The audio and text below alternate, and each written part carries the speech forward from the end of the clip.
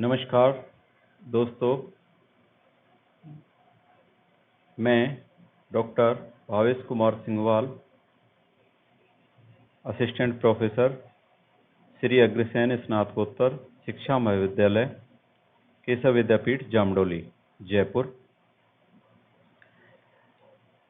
आज हम डायनेमिक्स की एक्सरसाइज फर्स्ट सी के क्वेश्चन नंबर 9 पर बात करेंगे, उसे हल करेंगे। सबसे पहले हम क्वेश्चन नंबर 9 को देखते हैं। क्वेश्चन नंबर 9 में एक कण वृत्त r बराबर a cos थीटा के अनुदिश इस प्रकार गमन करता है कि मूल बिंदु की ओर इसका त्वरण सदैव शून्य होता है। तो सिद्ध करो कि d square theta upon dt square equal to minus 2 cot theta d theta upon dt का होल स्क्वायर। देखिए, प्रश्न में कण का हमें पथ दे रखा है और दे रखा है कि मूल बिंदु की ओर इसका त्वरण शून्य होता है, हमेशा शून्य होता है। अब इसे हल करते हैं। हल करने के लिए सबसे पहले जो दिया गया है उसे हम लिखते हैं। क्या दिया गया है? कण का पथ वो दे रखा है हमें r equal to 2a cos theta. ये हमारी समीकरण 1 हो गई।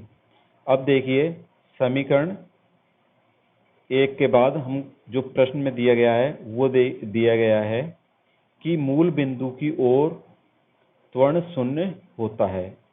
तो आप अगर जानते हैं तो देखिए, जो मूल बिंदु की ओर यानी कि जिसे हम एक तरह से ध्रुव भी कहते हैं, तो वो उस ओर जो त्वरण होता है वो त्वरण कहलाता है हमारा अरीय त्वरण।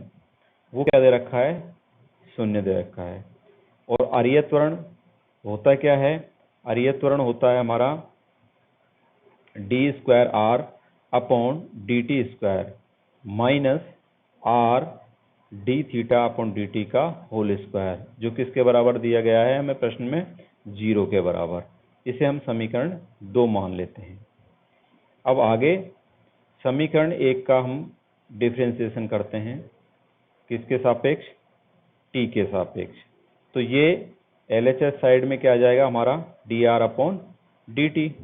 और RHS साइड में देखिए, टी का फंक्शन इधर है नहीं, हमारे इधर किसका है? थीटा का। थीटा का जब फंक्शन है तो थीटा का फंक्शन, इसका डिफरेंशिएशन करने के लिए हम क्या है? थीटा के सापेक्ष डिफरेंशिएशन करना होगा। तो वो डिफरेंशिएशन आ गया हमारा कॉस थीटा का डिफरेंशिएशन होगा माइनस साइन थीटा। 2a हमारा कांस्टेंट है तो ये एज इट इज रहेगा माइनस 2a साइन थीटा। अब चूंकि इसका थीटा के सापेक्ष डिफरेंशिएशन किया है तो D theta upon D T आएगा। अब देखिए, इसका अगेन हम क्या करते हैं?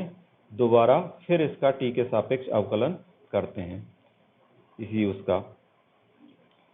तो देखिए, इस LHS साइड में क्या हो जाएगा? ये D square are upon D T square.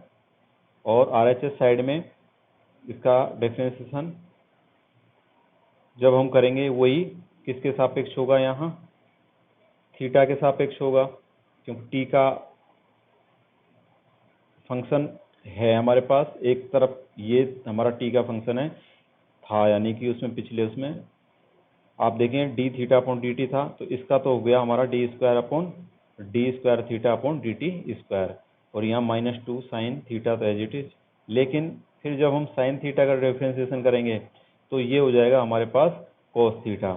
और इसका थीटा के सापेक्ष किया है, इसलिए D theta upon D T इसमें आएगा। और already D theta upon D T इसमें पहले से ही था, तो यहाँ हमारे पास इसका डिफरेंशिएशन हो जाएगा d square are upon D T square बराबर माइनस 2a sine theta d square theta upon D T square minus 2a cos theta d theta upon D t d theta upon D t. इसे simplify कर लेते हैं। Simplify में क्या किया है हमने? सिर्फ D theta upon D T जो 2 बार आ रहा है इसका होल स्क्वायर बनाया है। ये हमारी समीकरण 3 हो गई। अब देखिए समीकरण 2 जो हमने पीछे लिखी थी, यानी कि जिसे हम अरीय त्वरण कहते हैं, वो अरीय त्वरण समीकरण 2 में हमारे पास क्या था, शून्य दे रखा था और वो होता क्या था, D square are upon D T square minus R D theta upon D T का होल स्क्वायर इक्वल टू 0। उसमें हम वैल्यू रखते हैं डी, देखिए उसमें वैल्यू रखेंगे हम इस समीकरण 3 से किसकी, D square are upon D T square की, और एक हम आर की वैल्यू रखेंगे। तो देखिए यहाँ ये वैल्यू रखी है हमने किसकी, यहाँ से और यहाँ तक ये वैल्यू किसकी है, D square are upon D T की, डी टी स्क्वायर की। और ये जो वैल्यू है, ये वैल्यू क्या थी, हमारी आर की वैल्यू, यानी आर समीकरण 1 में जैसे उसका कर्ण का पद क्या है, आर बराबर 2a cos थीटा, तो यहाँ हमने ये आर की वैल्यू रख दी समीकरण 2 में। तो समीकरण 2 में ये वैल्यू रखी, तो देखिए हमारे पास क्या मान आ जाएगा, minus 2a sine theta d square theta upon D T square minus 2a cos theta d theta upon D T का whole square minus 2a cos theta d theta upon D T का whole square equal to 0। अब यहाँ देखिए आप, minus 2a cos theta d theta upon D T का whole square, और ये भी माइनस 2a है और ये भी माइनस 2a, सेम ये संख्या है हमारी, तो ये दोनों जुड़ के हमारे क्या हो जाएंगे, minus 4a cos theta d theta upon D T का होल स्क्वायर। इधर ये है minus 2a sine theta d theta minus 2a sine theta d square theta upon D T का स्क्वायर। तो ये इनमें कॉमन क्या आ रहा है, सब में, इन सब में कॉमन आ रहा है माइनस 2a।